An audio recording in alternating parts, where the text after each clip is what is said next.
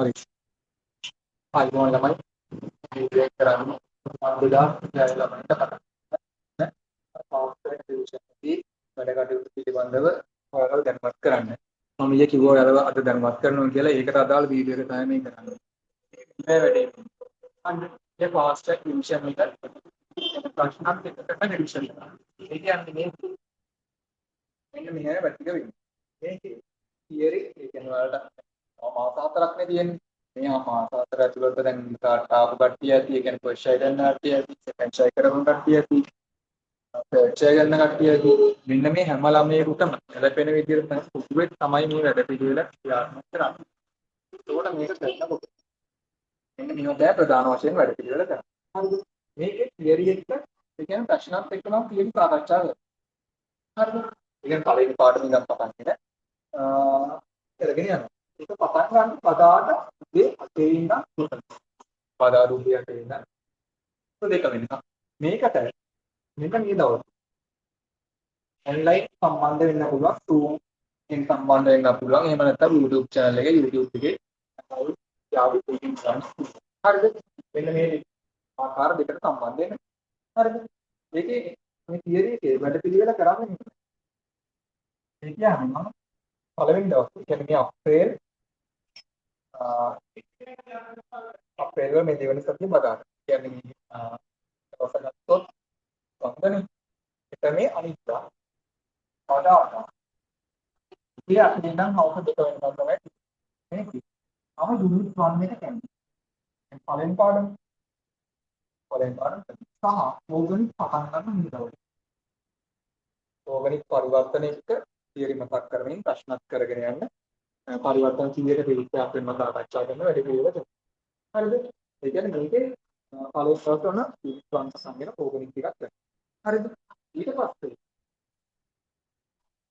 දැන් සාමාන්‍යයෙන් අපිට ඉතුරුලා තියෙන හොඳට හදන්න ඉන්නේ. හරිද?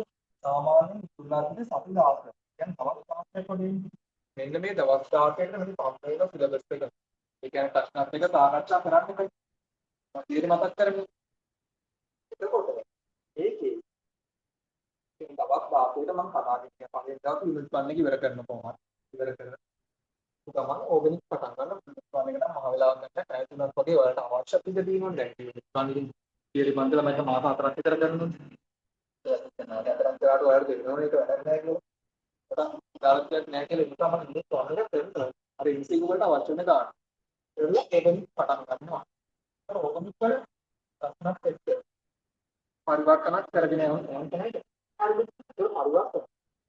ඊයේ ටියුටර් කියලා සාකච්ඡා කරනවා. එතකොට සාමාන්‍ය ඕගනික් දැන් මේ දවස් 10 තියෙනවනේ. මේ දවස් 10 දෙවෙනි කරන්නේ දවස් 3ක් වගේ උපදිනවා. හරිද? ඉවර කළා ඊට පස්සේ මම යනවා ෆිසිකල් කෙමිස්ට්‍රි. ඒ කියන්නේ සමතුලිතතාව, චාලක රසායන යන ප්ලෑන් එකකට යනවා.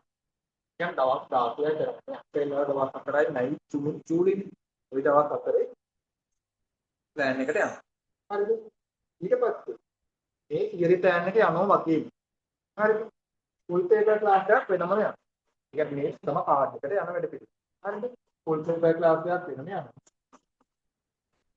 ෆුල් පේපර් ක්ලාස් එකක් කියලා සාකච්ඡා කරනවා. ඒ කියන්නේ ෆුල් පේපර් 16යි සත්‍යයි ඉතේ උපදාහක දෙන්නේ. අපි ඒ කියන්නේ එකට එක ෆුල් පේපර් එකක් වෙන්න මේ දවස් 10 ඇතුළත ප්ලෑන් එක අපිට තියෙනවා. ඒ කියන්නේ මේක යන්නේ අමාරුවාද උදේ අතාමාර අතාමාරද 9:00 වෙනකම් ඔයාලා ඉන්ස්ටිටියුට් පේපර් එක ඉන්න. හරිද? කියලා 9:00 ඉඳන් 1:00 වෙනකම් ඉන්ස්ටිටියුට් පේපර් එක සාකච්ඡා කරනවා. හරිද? ඊට පස්සේ දෙකේ ඉඳන් පහ වෙනකම් ස්ට්‍රක්චර් දෙන්න ඉස්සේ පේපර් එක ඉගෙනවා. ඔයාලා මට ඔන්ලයින් තමයි ෆොටෝ ගහලා කරලා ඉවර. ඒකට පස්සේ මම ඒක කාටද දැන් බලලා මාකින් එකත් එක්කම ලබා දෙනවා. හරිද? පේපර් ලොකුත් දාලා රෑන්ක් එක දාලා ඔක්කොම කරලා ලබා දෙනවා. එතකොට දැන් මෙන්න මේ වැඩ පිළිවෙල. තියරි ටික එක දවසක මතක් කරන ගමන්. ඒ දවස් ෆුල් පේපර් එක ලියනවා. එතකොට සාමාන්‍යයෙන් ලකුණු අඩුම මට්ටමේ ඉන්න කෙනෙකුට උනත් මේ ෆුල් පේපර් 16ක් කළා. මේ තියරි ටිකක් මතක් කරගත්තම සාමාන්‍යයෙන් මම විශ්වාස කරනවා එකේ තා 100 ළමයි. අවම වශයෙන් 100කට මේ වැඩ ටික ගෙනියන්න පුළුවන් කියලා. හරිද? ඊට පස්සේ B එකේ වගේ ඉන්න ළමයි කොහොමද මේකත් ගෙනියන්න පුළුවන්. A එකේ ඉන්න ළමයි ඒක තුල තවත් ස්ථාවර කරන්න පුළුවන් මේ වැඩ පිළිවෙල කරාම. හරිද? තවත් සමහර ළමයි ඇති මේ ළමයින්ට අපිට ඕන මේ ෆුල් පේපර්ස් ටික විතරයි. තියරි අවශ්‍ය නැහැ. තියරි මතකයි. නිසා ෆුල් පේපර්ස් ටික විතරයි. අවුලක් නැහැ ෆුල් පේපර් එක විතරක් ඇවිල්ලා වැඩේ කරගන්න පුළුවන්.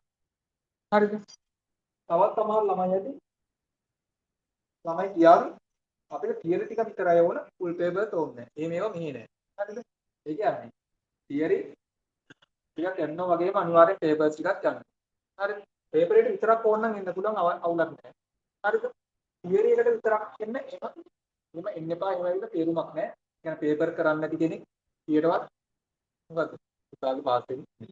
නිසා තමයි අනිවාර්යෙන් ෆුල් පේපර්ස් එකට එන්න ඕන. හරිද? ඒ කියන්නේ ඕන නම් ෆුල් පේපර්ස් එක විතරක් එන්න. අවුලක් නැහැ. හැබැයි තියරි එකට විතරක් ඇවිල්ලා නම් තේරුමක් නැහැ. එහෙම. ඊට වඩා හොඳයි නෑ ඇවිල්ලා. හරිද? එතකොට මේක දැන් වැඩ පිළිවෙල එනකොට දැන් පළවෙනි දවසේ නම් මම ටූට් එක දෙනවා. ටූට් එක මේ PDF එක දානවා මට ඉන්බොක්ස් මැසේජ් එකක් දාන්න WhatsApp නම්බර් එක. මගේ නම්බරේ